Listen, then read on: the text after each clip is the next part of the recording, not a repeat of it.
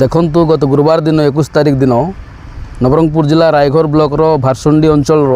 किसी चाषी चंदाहांडी ब्लॉकर डहिमाल ग्राम निजर बलद मान नौले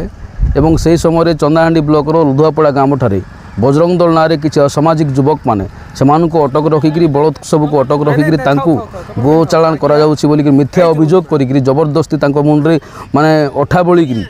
पाखापाखि गोटे आधा किलोमीटर चलई चली नहीं निर्मम भाव में माड़ मारी परिस्रा कर दि जाइए अकथनीय अत्याचार कर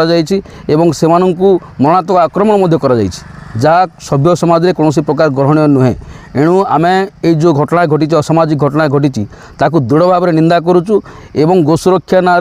जो तथाकथित हिंदू संगठन मान रही जो निरीह दलित आदिवासी पछुआ वर्ग संख्यालघु श्रेणी लोक मानू बंगीय भाई मान जो अकथनीय अत्याचार करुँच जोर जुलम कर